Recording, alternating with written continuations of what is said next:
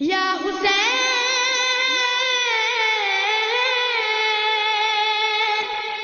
یا حسین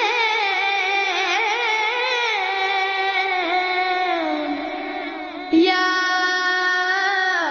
حسین یا حسین یا حسین یا حسین یا حسین میرا نانا نبی میری ماں سیدہ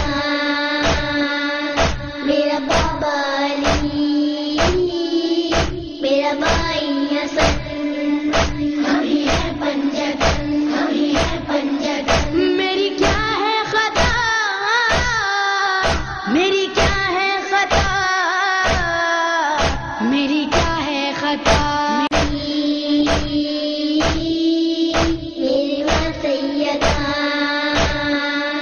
میرا بابا علی میرا بھائی حسن ہم ہی ہیں پنجتن ہم ہی ہیں پنجتن میری کیا ہے خطا میری کیا ہے خطا میری کیا ہے خطا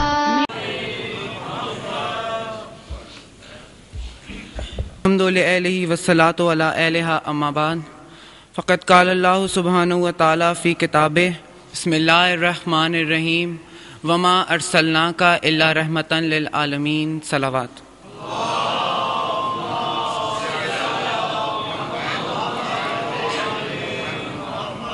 اللہ تعالیٰ نے قرآن میں اپنے حبیب کو خطاب کرتے ہوئے فرمایا کہ ہم نے آپ کو نہیں بھیجا سوائے اس کے کہ عالمین کے لیے رحمت بنا کر۔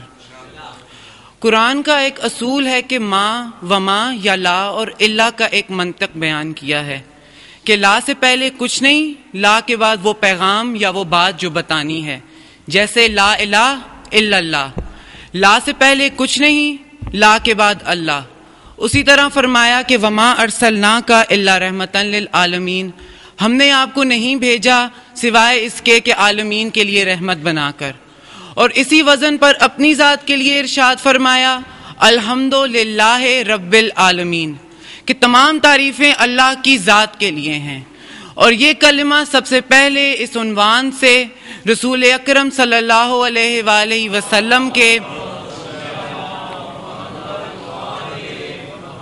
خطیب خطبہ نکاح نے پڑھا، یعنی کہ جناب ابو طالب سرکار نے، جو خطبہ نکاح میں یہ پڑھ رہا ہے کہ الحمدللہ رب العالمین۔ آج دنیا کے بے ایمان اس کا ایمان تلاش کرتے پھرتے ہیں۔ تاریخ میں دو مقامات پہ یہ کلمہ ارشاد ہوا، جناب ابو طالب نے پڑھا، ایک مرتبہ اپنے نکاح کے موقع پہ، ایک مرتبہ رسول اکرم کے نکاح کے موقع پہ۔ تو پوچھا جائے گا کہ یہ کون سے دو مقامات ہیں جہاں پہ حضرت ابو طالب کہہ رہے ہیں کہ تمام تعریفیں اللہ کے لیے ہیں؟ تو جواب میں آئے گا کہ رسول کے نکاح پر یہ کلمہ اس لیے پڑھ رہے ہیں کہ محمد کو خدیجۃ الکبریٰ جیسی نعمت عطا ہو رہی ہے، اور اپنے نکاح میں یہ کلمہ اس لیے پڑھ رہے ہیں کہ ابو طالب کو فاطمہ بنت اسد جیسی نعمت عطا ہو رہی ہے۔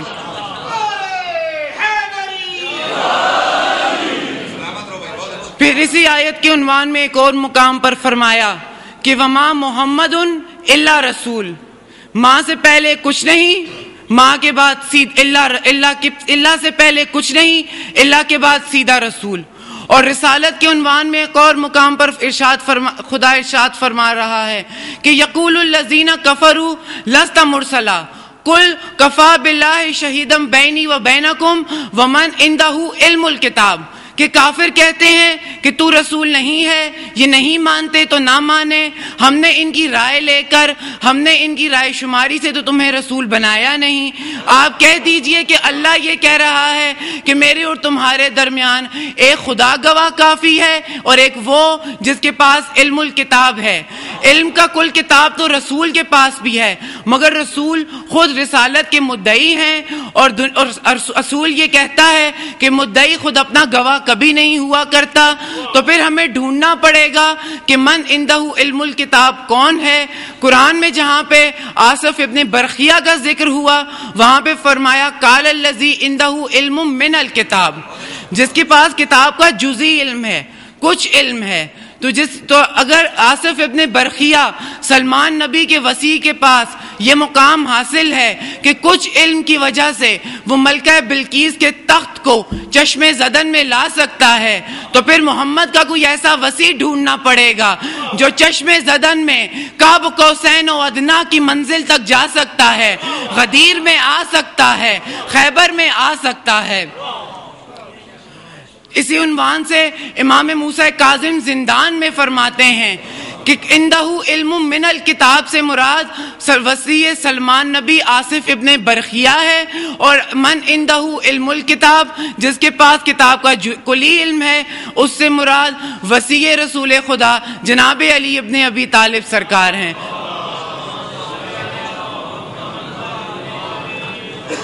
اور آصف ابن برخیہ کے علم کا علی ابن ابی طالب کے علم سے موازنہ اس طرح کیا جا سکتا ہے جس طرح ایک قطرے کا موازنہ سمندر سے کیا جائے، یعنی آصف ابن برخیہ کا علم اگر ایک قطرہ ہے تو علی ابن ابی طالب کا علم بحر بے کراں علوم سمندر ہے۔ صلوات۔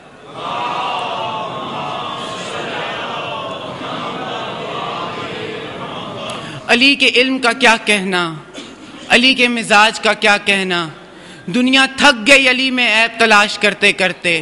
قرآن نے پہلے ہی کہہ دیا ہے نہ اس میں ریب ملے گا نہ اس میں عیب ملے گا۔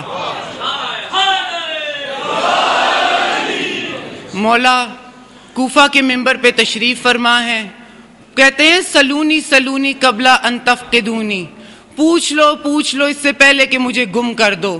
ایک شخص اٹھ کے کھڑا ہوتا ہے، اس نے کہا یا علی بتائیے میرے سر کے بال کتنے ہیں؟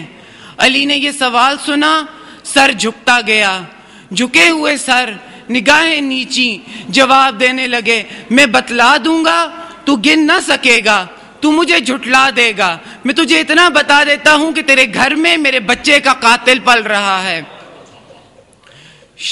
ایک شاعر کہتا ہے حدیث عشق دو بابست کربلا و دمشق، یکے حسین رقم کرد دیگر زینب، ہنگام عصر عاشور باب اول کا اختتام ہوتا ہے اور باب دوم کا آغاز ہوتا ہے۔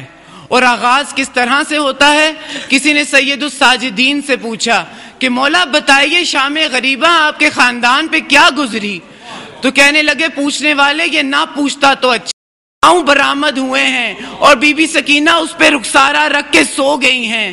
بی بی نے اٹھایا اور کہا بی بی آپ نے اپنے بابا کو کیسے پایا؟ آپ تو بابا کے سینے پہ سونے کی عادی تھی۔ کہا پھوپھی اماں جب میرے سونے کا وقت قریب آیا میں تلاش کرتی ہوئی چلی، اس ڈھیری سے مجھے آواز آئی، میں نے اٹھانا شروع کیا، صرف 2 پاؤں نمودار ہوئے، 2 پیر برآمد ہوئے جن پہ میں سر رکھ کے سو گئی۔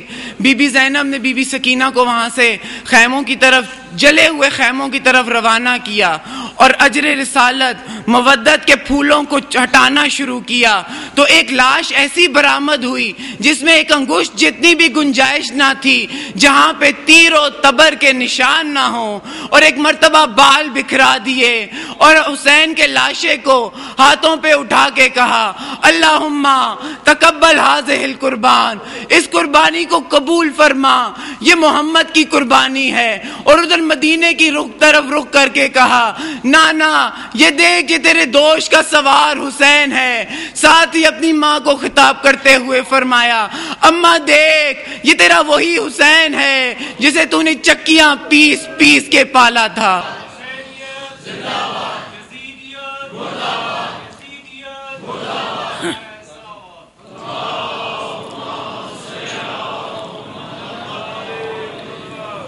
بسم اللہ الرحمن الرحیم۔ برائے نبی و علی و بطول، برائے دریان باغ رسول، بے سجاد باکر شہ اولیاء، بے جعفر بے کاظم برائے رضا، برائے تقیہ نقیہ حسن، برائے ظہور امام زمن۔ الہی جو شاہ کے عزادار ہوں، نہ محتاج ہوں نہ بیمار ہوں، جو بیمار ہوں جلد پائیں شفا، جو ہوں قید مومن وہ ہوں میرے ہمیشہ رہے زور اسلام کو، عدالت سے مرحوب حکام کو۔ یا الہی خلق کے روندے ہوئے، دنیا کے ٹھکرائے ہوئے، ہم بھی آئے ہیں در پہ تیرے ہاتھ پھیلائے ہوئے۔ مشکل کشا دو جگ کا ہے، مشکل کشائی کر، ہر ایک محب مولائی کی حاجت روائی کر۔ بسم اللہ الرحمن الرحیم۔ رب اشرح لی صدری ویسر لی امری واحلل عقدۃ من لسانی یفقہوا قولی۔ بسم اللہ الرحمن الرحیم۔ اللہم کن لولیک الحجۃ بن الحسن صلواتک علیہ وعلی آبائہ فی ہذہ الساعۃ وفی کل ساعۃ من ساعۃ اللیل والنہار ولییا وحافظا وقائدا وناصرا ودلیلا وعینا حتی تسکنہ ارضک توہم وتمتعہ فیہا طویلا۔ یا رب محمد و آل محمد صلی علی محمد و آل محمد۔ اللہم صلی علی محمد و آل محمد۔ نعرہ تکبیر، نعرہ تکبیر، نعرہ رسالت، نعرہ رسالت، نعرہ حیدری، نعرہ حیدری، بآواز بلند صلوات۔